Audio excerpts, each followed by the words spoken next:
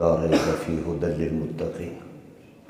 صدق اللہ العظیم۔ اللہم صلی علی سیدنا و مولانا محمد وعلی آل سیدنا و مولانا محمد وبارک وسلم ثم صلی علیہ۔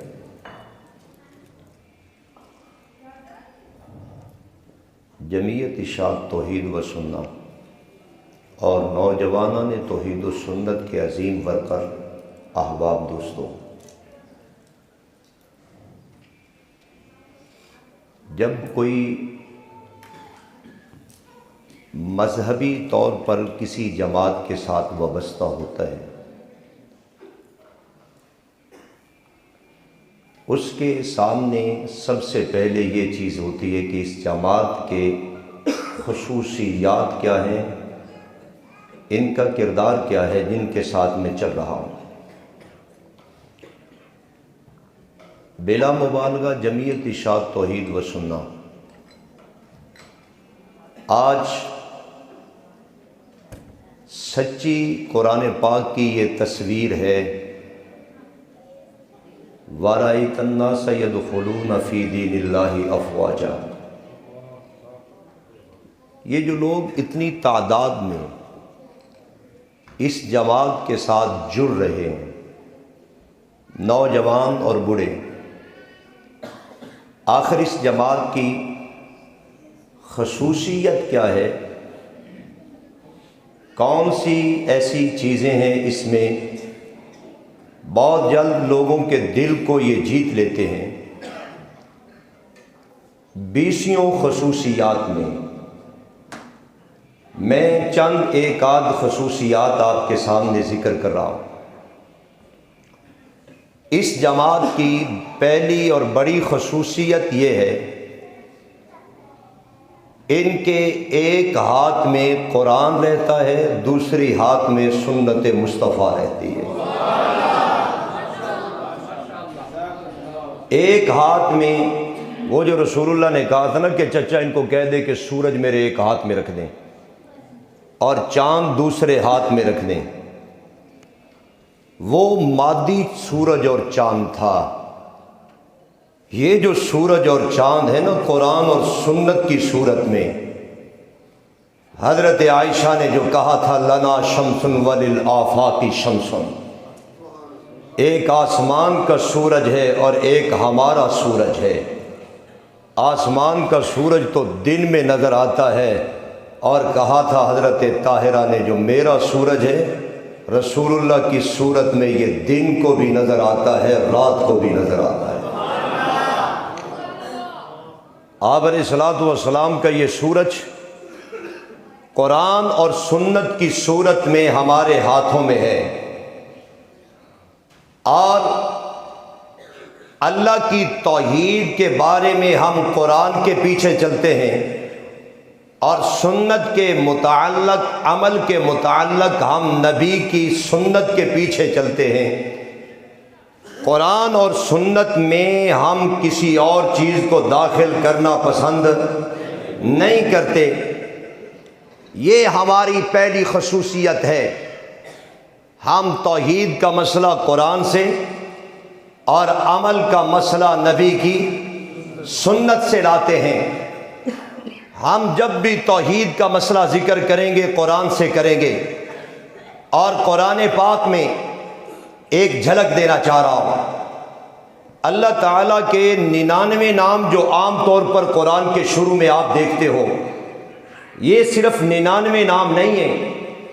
حضرت امام رازی نے کہا اور حضرت علامہ ابن کثیر نے کہا رحمہ اللہ، اللہ تعالیٰ کے 5000 سے زیادہ نام ہیں، اور ان 5000 سے زیادہ ناموں میں سب سے زیادہ استعمال ہونے والا نام قرآن پاک میں وہ لفظ رب ہے، اور لفظ رب داتا، دینے والا، عطا کرنے والا۔ جب پورے قرآن میں سب سے زیادہ نام اللہ کا لفظ رب ہے، اب میرا عزیز آپ ہی بتائیں، ہم لفظ رب کو قرآن میں زیادہ دیکھتے ہوئے اللہ کی مخلوق میں ہم کسی اور کو داتا کس طرح بنا سکتے ہیں؟ ہم کس طرح علی حجویری مرحوم کو داتا بنائیں۔ ہمارے قرآن میں جو ہمیں سبق ملا صرف یہی ہے کہ داتا کل کائنات میں صرف کون ہے؟ ایک اللہ کی ذات ہے۔ سب سے زیادہ نام قرآن میں یہ استعمال ہوا، شروع قرآن میں الحمدللہ رب العالمین آیا، اور قرآن کے اختتام پر قل اعوذ برب الناس آیا کہ رب ناس، ناس لوگوں کا رب داتا اللہ ہے۔ اور قرآن پاک میں اللہ نے اس لفظ پر بڑی بڑی عجیب عجیب مثالیں بیان کی۔ ایک مقام قرآن کا ذکر کرتا ہوں، اللہ فرماتے ہیں قرآن پاک میں والعادیات ضبحا فالموریات قدحا فالمغیرات صبحا۔ اللہ نے 3 قسمیں اٹھائی ہیں ان گھوڑوں کی۔ گھوڑے دوڑتے ہیں، ان کے سموں سے آگ اور چنگاری نکلتی ہے، اور یہ دوڑتے ہیں، ان کے سموں سے گرد و غبار اٹھتی ہے، اور یہ مجموع میں داخل ہو جاتے ہیں۔ اور اللہ تعالیٰ آگے کہتے ہیں ان الانسان لربہ لکنود۔ یہاں لربہ کا لفظ ہے، اللہ کا لفظ نہیں ہے، رحمان کا لفظ نہیں ہے، رحیم کا لفظ نہیں ہے۔ یہاں پر بھی اس موقع پر لفظ رب کا لفظ ہے۔ یہ گھوڑا گواہ ہے اس بات کا کہ انسان اپنے داتا کا ناشاکر ہے۔ کس طرح داتا کا ناشاکر ہو گیا؟ کس طرح میں اپنے رب کا ناشاکر بن گیا؟ اللہ نے لفظ رب بول کر ہم پر شکوہ اٹھایا اور کہا کہ ان الانسان لربہ لکنود۔ یہ گھوڑا گواہ ہے کہ تو اپنے داتا کا ناشاکر ہے۔ اللہ کہنا یہ چاہتا ہے کہ یہ جو گھوڑا ہے، جب تم اس کو پالتے ہو، چھوٹا سا بچہ ہوتا ہے، اس کو اٹھا کر لاتے ہو، اپنے پاس باندھتے ہو، اس کو چارہ ڈالتے ہو، اس کو پانی پلاتے ہو، اور یہ 6 ماہ سے آگے بڑھنا شروع ہوتا ہے، یہ 1.5 سال کا پہنچتا ہے، کہتا ہے یہ سواری کے قابل ہو گیا۔ آپ اس کی پیٹھ پہ سوار ہوتے ہو، پیٹھ پہ سوار ہونے کے بعد پھر وہ گھوڑا دوڑاتے ہیں، اس کی لگام آپ کے ہاتھ میں رہتی ہے، اور اس کو دوڑاتے ہو، دشمن کے مقابلے میں لے جاتے ہو، اور دشمن تیرا سامنے کھڑا ہے۔ اللہ کہتا ہے یہ دشمن کے صفوں میں گھس جاتا ہے۔ جب تلوار آئے گی، یہ گھوڑا اپنا سینہ آگے کرے گا، مالک کو بچائے گا۔ رب نے اس کو وفاداری کا یہ علم بخشا، یہ جانتا ہے کہ میرے سینے پر، میری پیٹھ پر میرا مالک ہے، جس نے مجھے کھلایا تھا، جس نے مجھے پلایا تھا، جس نے مجھے اس حد تک پہنچایا ہے۔ رب کائنات کہتا ہے کہ یہ مالک کا اتنا وفادار بنا، چند دن تو نے پانی پلایا، وفاؤں کی انتہا کر گیا، چند دن تو نے چارہ ڈالا، یہ وفاؤں کی انتہا کر گیا۔ اللہ یہ کہنا چاہتا ہے ان الانسان لربہ لکنود۔ اور انسان، میں نے تجھے ماں کے پیٹ سے کھلانا شروع کیا، جس وقت تو ماں کے پیٹ میں تھا میں نے غذائیں تیرے اندر پہنچائیں، میں نے تجھے جہاں زندہ رکھا، ماں کے پیٹ میں 9 ماہ تک میں نے تجھے زندہ رکھا، اور جب ماں کے پیٹ سے باہر آیا میں نے تجھے غذائیں دی دودھ کی صورت میں، جب تیرے دانت اگنے لگے میں نے تجھے اناج کی صورت میں غذائیں عطا کر دی، اور جب تو بڑھتا بڑھتا جوانی کو پہنچ گیا، اب یہ تو کہتا ہے علی حجویری داتا ہے، اب کہتا ہے فلاں گن شکر ہے، فلاں غریب نواز ہے، فلاں لجپال ہے۔ رب کائنات کہنا جاتا ہے اور تجھ سے تو سمجھدار یہ گھوڑا ثابت ہوا کہ جس نے سمجھ لیا کہ میرا یہ مالک ہے، جس طرح وہ اپنا مالک کا وفادار ہے۔ اے انسان، تجھے بھی چاہیے اپنے داتا کا وفادار بن، اور تیری زبان پر ایک ہی نعرہ رہنا چاہیے، قل اعوذ برب الناس۔ کل کائنات کے انسانوں کا داتا صرف کون ہے؟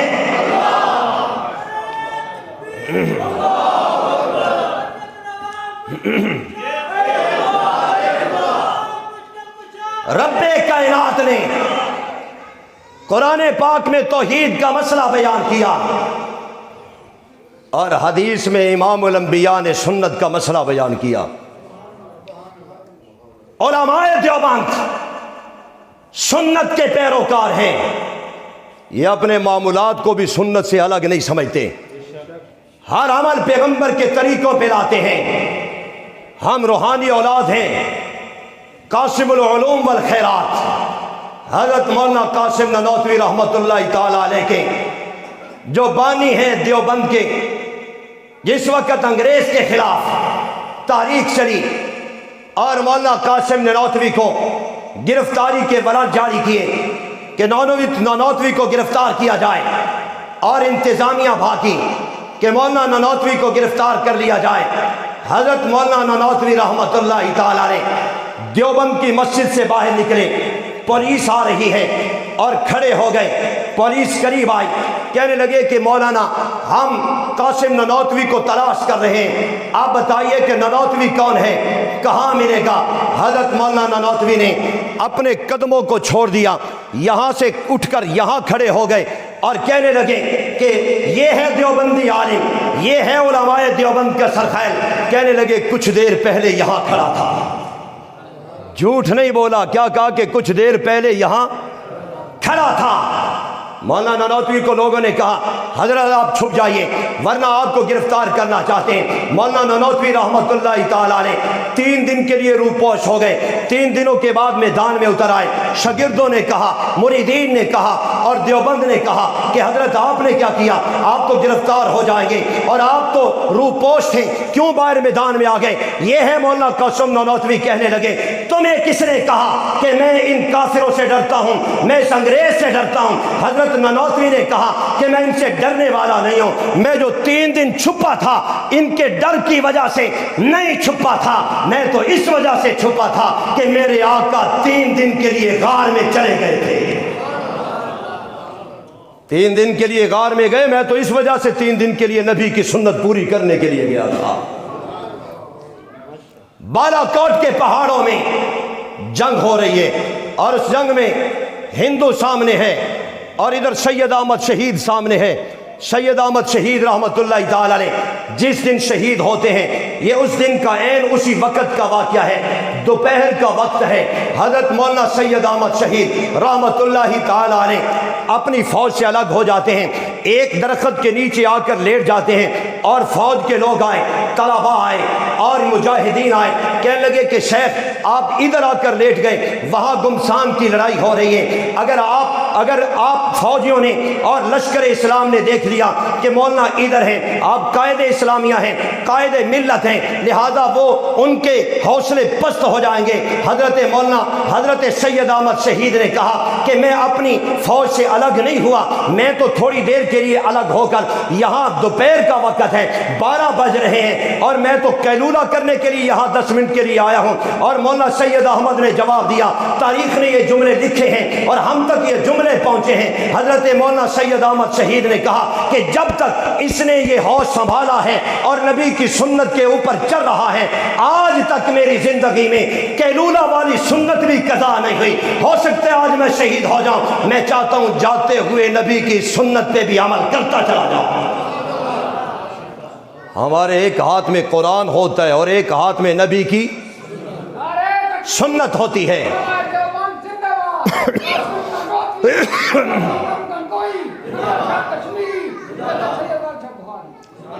ہماری جماعت کی خصوصیات میں یہ بھی خصوصیت ہے، توجہ سے بات سمجھیے۔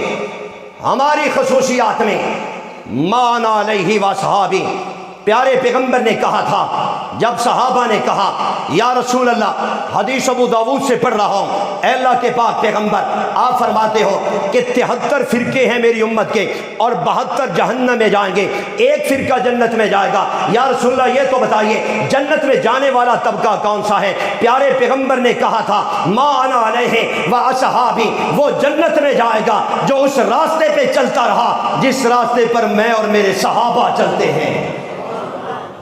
ہم اس راستے سے ہٹنا پسند نہیں کرتے۔ توجہ سے میری بات سمجھیں، ایک راستہ ہے، نبی جا رہے ہیں، ہم نے مطالعہ کیا، ابو بکر اس راستے پہ نہیں چلے، حضرت عمر اس راستے پہ نہیں چلے، حضرت عثمان اس راستے پہ نہیں چلے، علی حیدر کرار اس راستے پہ نہیں چلے، صرف نبی چل رہے ہیں۔ ہم نے کہا یہ نبی کی خصوصیت ہے، یہ نبی کے ساتھ وابستہ چیز ہے، اگر یہ امت کے لیے سنت ہوتی تو سب سے پہلے اس پر چلنے والے ابو بکر ہوتے، عمر و عثمان و علی ہوتے۔ اس وجہ سے میرا بھائی ہم اس راستے کے پیروکار ہیں جس پر پیارے پیغمبر اور صحابہ چل رہے ہیں اور جس پر نبی چلے ہیں، نبی کے صحابہ نہیں چلے، ہم کہیں گے یہ نبی کی خصوصیت ہے، یہ امت میں سنت کا درجہ نہیں رکھتے۔ میں اس کی مثال بخاری سے ذکر کر رہا ہوں، توجہ سے بات سمجھیے۔ بدر کا واقعہ ہے اور بدر کے معرکہ میں 70 کافر قتل کر دیے گئے، آقا دو عالم نے کہا ان کی لاشوں کو اٹھاؤ اور اس کنویں میں ڈال دو۔ اس کنویں میں ڈال دی گئیں۔ پیارے پیغمبر 3 دن کے بعد تشریف لائے اور اس بدر کے کنویں کے مڈیر پر آ کر کھڑے ہو گئے۔ انہوں نے آ کر اعلان کیا کہ کیا تم سے کیے ہوئے رب کے وعدے کیا تم نے سچے پائے؟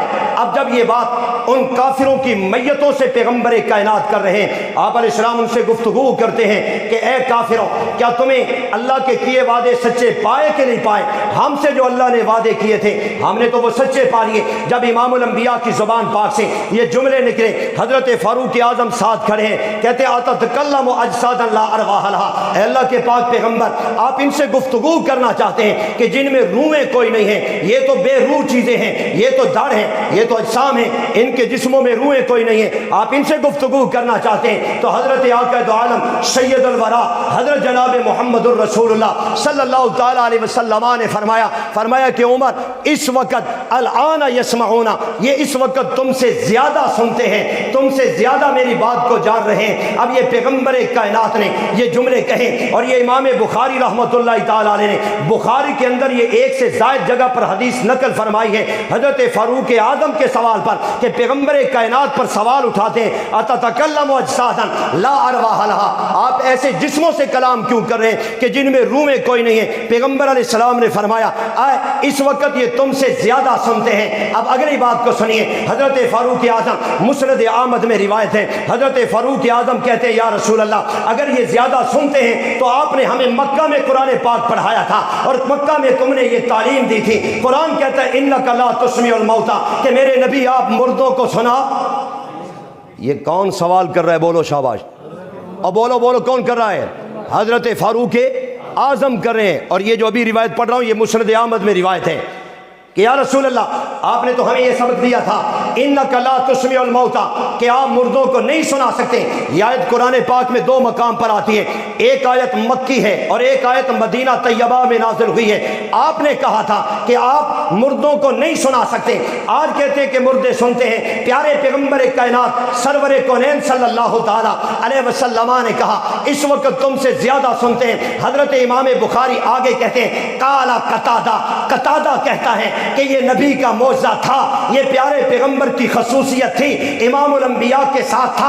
امام بخاری کہنا یہ چاہتا ہے اگر میت سنتا ہے، ابو بکر نے اپنے 2 سالہ زمانہ خلافت میں کبھی یہ مسئلہ بیان کیا ہو کہ میت سنتا ہے، اگر میت سنتا ہے تو حضرت فاروق اعظم نے اپنے 10 سالہ دورہ خلافت میں یہ مسئلہ بیان کیا ہو کہ میت سنتا ہے، اگر یہ میت سنتا ہے تو حضرت عثمان نے 11 سالہ دورہ خلافت میں یہ مسئلہ بیان کیا ہو، حضرت علی نے 4 سالہ دورہ خلافت میں یہ مسئلہ بیان کیا ہو، 21 سالہ دورہ خلافت امیر معاویہ میں یہ مسئلہ بیان کیا ہو۔ امام بخاری کہنا یہ چاہتے ہیں کہ یہ نبی کی خصوصیت ہے، پیغمبر کا معجزہ ہے۔ میت نہیں سنتا، اگر سنتا ہوتا اصحاب پیغمبر بھی بیان کرتے، جب یہ مسئلہ صحابہ بیان نہیں کرتے تو جان اس بات کو یہ پیغمبر کا خاصہ ہے، امت کے لیے سنت نہیں ہے۔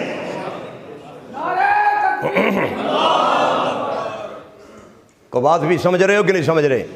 یہ ہماری اشاعت کی خصوصیت ہے، ہم صرف اس رستے پہ جاتے ہیں جس پر نبی اور نبی کے صحابہ چل رہے ہیں، جس پر نبی چلے ہیں نبی کے صحابہ نہیں چلے۔ یہ لوگ اعتراض کرتے ہیں توجہ سے، جو کہتے ہیں نعوذ باللہ الیاذ باللہ حضرت عمر نے دین کو بدل دیا تھا، حضرت عمر نے دین کو بدل دیا تھا۔ میں نے کہا کہاں بدلا تھا؟ کہنے لگا کہ 3 طلاقوں کو 1 کر دیا تھا عمر نے۔ میں نے کہا کس نے کہا ہے کہ 3 طلاقوں کو 1 کر دیا تھا؟ امام بخاری 5 حدیثیں لاتا ہے بخاری میں کہ نبی کے زمانہ میں 3 طلاقیں 3 ہوا کرتی تھی، تجھے کس نے کہا کہ عمر نے بدل دیا؟ یہ تو شیعوں کا نظریہ تھا کہ عمر نے دین کو بدل دیا تھا، یہ کہتا ہے دین بدل دیا تھا عمر نے۔ میں نے کہا کس طرح بدلا تھا؟ کہنے لگا کہ 8 تراویح کو 20 کر دیا تھا، یہ تو شیعوں کا نظریہ ہے، عمر نے دین بدلا تھا۔ ہم کہتے ہیں نہیں میرا بھائی، عمر نے دین نہیں بدلا تھا۔ اگر عمر نے دین بدلنا تھا تو پیارے پیغمبر نے یہ کیوں کہہ دیا؟ پیارے پیغمبر کا یہ فرمان بخاری کے اندر گونج رہا ہے۔ ایک موقع پر رسول انور نے کہا تھا، اپنی زبان پاک کو ہاتھ لگا کر کہا تھا اے عمر یہ تیرے منہ میں جو زبان ہے یہ تیری نہیں ہے، یہ زبان رب کائنات کی ہے، کہ جب تو یہ زبان زمین کے سینے پہ ہلاتا ہے، اللہ اسی کو قرآن بنا کر آسمان سے نازل کر دیا کرتا ہے۔ صحابہ نے دین، اور بولو صحابہ نے دین نہیں بدلا۔ میاں صحابہ کو نکال کے دیکھتے تیرے پاس رہتا کیا ہے؟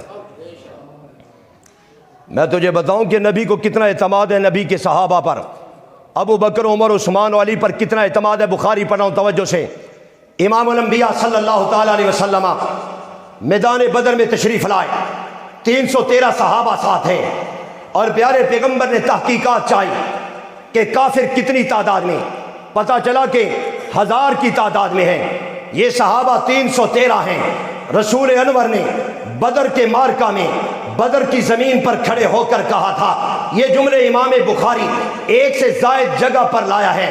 حضرت کائنات سرور کائنات کہنے لگے، اے اللہ اگر تو چاہتا ہے، ان شئتا لے ان شئتا لم توبت، اگر تو یہ چاہتا ہے قیامت تک کوئی تیری عبادت نہ کرے، کوئی تیری عبادت نہ کرے، اے اللہ تجھے رب رب کہنے والا نہ ہو۔ آج یہ میرے صحابہ موجود ہیں، ان کو شہید کروا دے، ابو بکر کو شہید کروا دے، عمر کو شہید کروا دے، علی کو شہید کروا دے، طلحہ زبیر کو شہید کروا دے۔ بخاری کے لفظ ہیں، پیارے پیغمبر نے کہا تھا، اے اللہ اگر تو یہ چاہتا ہے تیرا دین زندہ رہ جائے، تو یہ چاہتا ہے تیرا قرآن زندہ رہ جائے، تو یہ چاہتا ہے میں نبی کی سنت زندہ رہ جائے، اگر یہ چاہتا ہے قیامت تک تیری عبادت چلتی رہے، اے میرا رب آج ابو بکر شہید نہ ہونے پائے، عمر شہید نہ ہونے پائے۔ نبی تو یہ کہنا چاہتے ہیں اگر صحابہ ہیں دین ہے، اگر صحابہ نہیں ہیں دین نہیں ہے۔ اس وجہ سے جمعیت اشاعت توحید و سنت کا یہ نظریہ ہے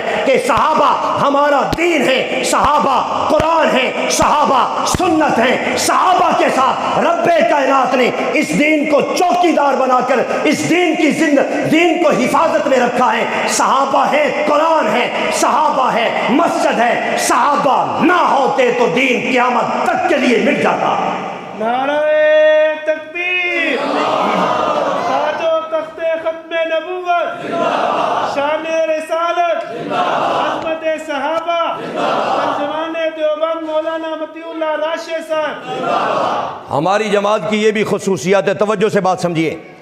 جس مسئلے میں اختلاف چلتا ہے، جس مسئلے میں علماء کا اختلاف ہے، دلائل کے میدان میں، دلائل کی دنیا میں امام ابو حنیفہ رحمۃ اللہ تعالیٰ نے جو دلیل قائم کر کر ایک نقشہ دیتے ہیں، ہم اشاعت توحید و سنت والے اس کے پیروکار رہتے ہیں، اس کے پابند رہتے ہیں۔ ہم امام ابو حنیفہ کی تشریحات کو حق سمجھتے ہیں اور ان کی تشریحات کو سچا سمجھتے ہیں۔ یہی مسئلہ، توجہ سے بات سمجھیے، اختلاف چلا تھا، میت سنتا ہے یا نہیں سنتا، قبر میں پڑا دھڑ سنتا ہے یا نہیں سنتا۔ یہاں دو ٹولے بنتے چلے گئے، ایک نے کہا روح واپس آ گئی، اسی قبر میں آتی ہے، اسی جسم میں آتی ہے، اور اشاعت سنت کا عقیدہ یہ ہے کہ جو روح نکل جائے قیامت سے پہلے عادتاً نکلی ہوئی روح واپس قرآن پاک کی آیات موجود ہیں، اللہ یتوفی الانفس حین موتها واللتی لم تمت فی منامها فیمسک التی قضی علیہا الموت۔ قرآن پاک کے لفظ موجود ہیں، اذا النفوس زوجت، قرآن پاک کے لفظ موجود ہیں، یا ایتھا النفس المطمئنہ ارجعی الی ربک راضیۃ مرضیہ فادخلی فی عبادی وادخلی جنتی۔ یہ آیات قرآنیہ تقریباً 100 سے زیادہ قرآن کی آیات موجود ہیں جو اس بات کی بین دلیل ہیں، جو روح نکل جائے عادت کے مطابق پھر وہ قیامت سے پہلے اس جسم میں واپس نہیں آ سکتی۔ اختلاف چلا کہ آیا روح واپس آ گئی ہے یا نہیں آئی، کہ یہ زندہ ہے یا نہیں ہے، یہ میت زندہ ہے یا نہیں ہے۔ حضرت علامہ رشید احمد گنگوئی یہ دیوبند کی ریڑھ کی ہڈی ہے، ان کی کتاب الکوکب الدری ہے، اور یہ الکوکب الدری یہ ترمذی کی املائی شرح موجود ہے۔ حضرت علامہ رشید احمد گنگوئی نے کہا تھا، استدل المنکرون، وہ لوگ جو انکار کرتے ہیں سماع اموات کا، جن کا یہ عقیدہ ہے مردے نہیں سنتے، حضرت علامہ گنگوئی کہتے ہیں منہم عائشہ، ان میں پہلا نام حضرت عائشہ صدیقہ کا ہے، ومنہم ابن عباس، دوسرا نام مفسر قرآن عبداللہ ابن عباس کا ہے، اور تیسرا نام الامام، اس کا تیسرا نام حضرت علامہ گنگوئی کہتے ہیں امام اعظم ابو حنیفہ رحمۃ اللہ تعالی علیہ کا ہے۔ اور آگے کہتے ہیں اندنا صحیحن،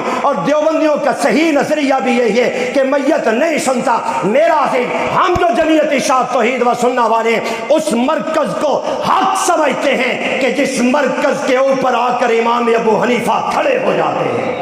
نعرہ تکبیر۔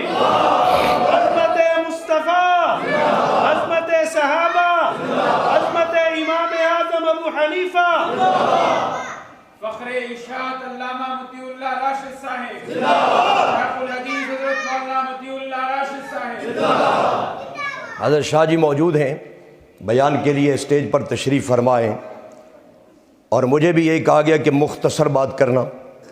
توجہ سے آخری خصوصیت ذکر کر رہا ہوں آپ کے سامنے۔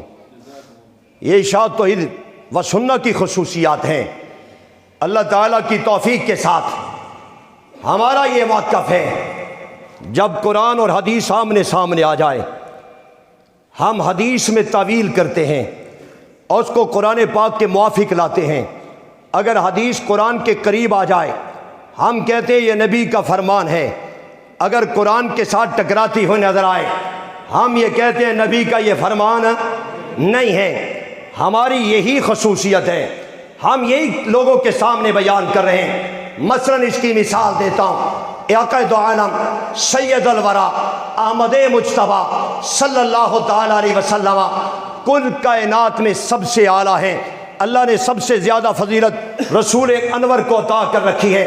انبیاء میں سب سے اعلیٰ ہیں امام الانبیاء صلی اللہ تعالی علیہ وسلم۔ میرا عظیم نبی امتوں کے لیے رہبر بن کر آئے تھے، لیکن جو رہنمائی آقا دو عالم نے اس امت کی ہے، باقی انبیاء اپنی امتوں کی وہ رہنمائی وہ نہیں کر سکے جتنی رہنمائی رسول انور نے کی ہے۔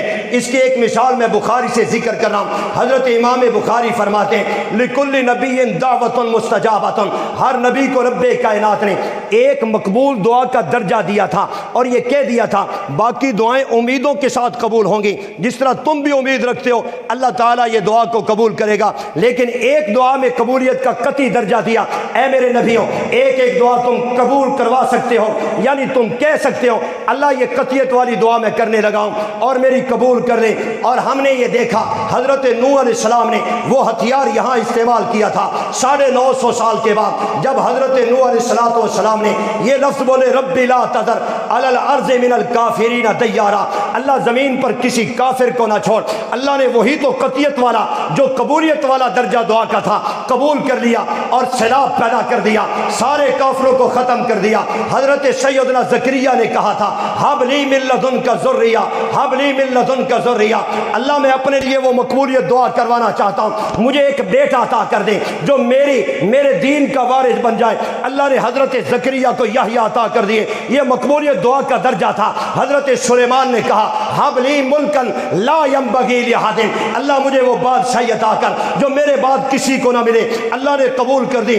امام الانبیاء صلی اللہ تعالی علیہ وسلم نے بھی چاہا میں بھی وہ قبولیت والی قطعیت والا درجہ، میں بھی وہ ہتھیار استعمال کر دوں۔ علماء تشریف فرمائیں ریل زکوان چند قبیلوں کے خلاف پیغمبر کائنات نے بد دعا کرنا چاہی، بد دعا کے جملے قرآن زبان پہ آ گئے۔ اللہ نے کہا لیس لک من الامر شیء، اے میرا پیغمبر آپ بھی دیگر انبیاء کی طرح کر رہے ہیں، باقی نبیوں نے قطعیت والے یہی اپنے ہتھیار استعمال کیے، آپ بھی استعمال کرنا چاہتے ہیں۔ پیارے پیغمبر وہیں رک گئے۔ امام الانبیاء نے بد دعا کے جملے واپس لے لیے اور کہہ دیا کہ اے میرا رب یہی بد دعا بصورت دعا کر کے میں اپنی امت کے لیے ذخیرہ کرنا چاہتا ہوں۔ باقی نبیوں نے اپنی اپنی امتوں پر اپنے آپ کو ترجیح دی تھی، یہ کل کائنات میں واحد پیغمبر کائنات آئے ہیں جنہوں نے اپنی امت کو اپنے اوپر ترجیح دی۔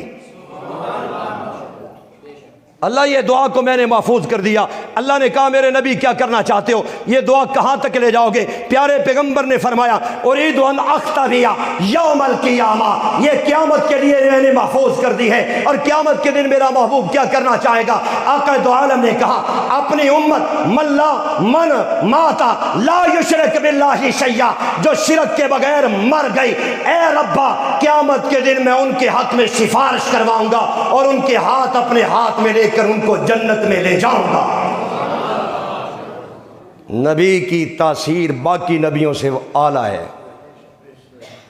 پیارے پیغمبر نے اپنے آپ پر اپنی امت کو ترجیح دی۔ قرآن بھی کہتا النبی اولیٰ بالمؤمنین من انفسہم، میرے نبی نے تمہیں جان سے زیادہ قریب چاہا، تم بھی میرے نبی کو جان سے زیادہ قریب چاہو، تم بھی میرے نبی کو جان سے زیادہ قریب چاہو۔ اگر حدیث میں توجہ سے بات قرآن اور حدیث ٹکرا جائے، اشاعت توحید و سنت کا نظریہ ہے حدیث میں تعویل کرو، قرآن کے قریب کر لو، اگر تعویل نہیں ہوتی समझ लो ये नबी की हदीस, और बोलो ये नबी की हदीस। कुरान कहता है हजरत आदम पैगंबर जन्नत में थे, अल्लाह ने कहा कि दरख्त के करीब ना जाना। आदम दरख्त खा बैठे, फरमाया जन्नत से निकल जाओ, ज़मीन पर आए। एक ज़माना ज़मीन पर रहे और चलते रहे, दुआएं करते रहे। यहाँ पर आगे दो बातें आमने सामने आ गईं।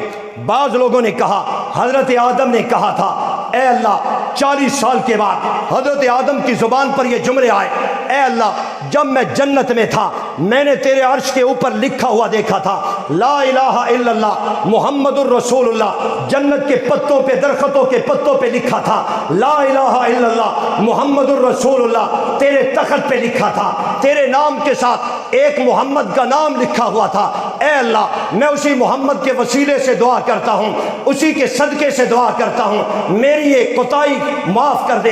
अल्लाह ने माफ़ कर दिया। हमने कहा तूने ये रिवायत जिक्र की, कहाँ से पेश करता है? बुखारी में मौजूद कोई नहीं है, मुस्लिम में मौजूद नहीं, अबू दाऊद में मौजूद नहीं, तिरमिज़ी, निसाई, इब्न माजा में मौजूद नहीं, 6 किताबों के अंदर मौजूद नहीं। तूने ये रिवायत पेश की है। अब हमारे सामने अल्लाह का कुरान भी मौजूद है। रब का कुरान कहता है तलक्का आदम में रब्बे, जिस वक़्त आदम घूम रहे थे अपने आदम ने अपने रब से चंद कलिमात सीख लिए। अल्लाह ने कहा मेरे आदम अगर तौबा करना चाहते हो इन कलमों के साथ तौबा करो। वो तौबा है कि कलमे है क्या? 8वें पारे में वो लफ्ज़ भी मौजूद है, रब्बना ज़लमना अनफुसना व इल्लम तगफिर लना व तरहमना।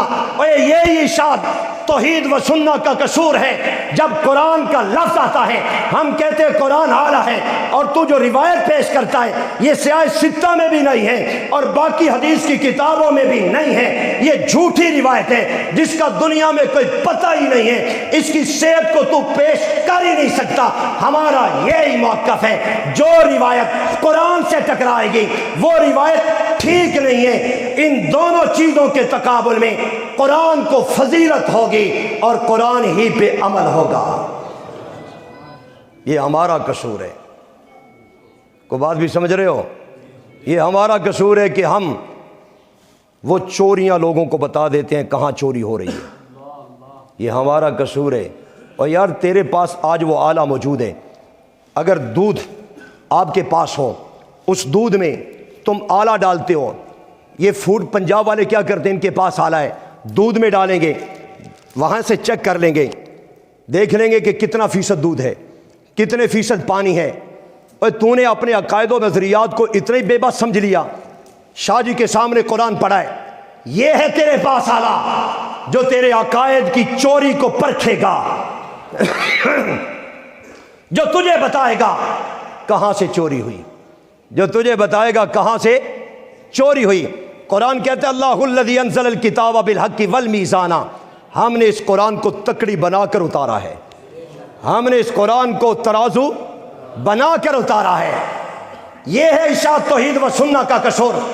हम कुरान के बाद सही हदीस के कायल हैं। दोनों चीज़ों को मिलाओ, ये है हमारा मज़हब, ये है हमारी इशाअत, ये हमारा मरकज़। हमें बुज़ुर्गों ने यही इल्म दिया, यही तालीम दी, और इसी को हम अपनी जमात की आला खसूसियात समझते हैं। अल्लाह ताला हम सबको जमात इशाअत तौहीद व सुन्नत के साथ इसी तरह हमेशा वाबस्ता रहने की तौफीक नसीब फरमाए। अल्लाह हमारे दिलों को, हमारे अकायद व नज़रियात को कुरान और सुन्नत से रोशन फरमाए। वमा अलैना इल्लल बलाग।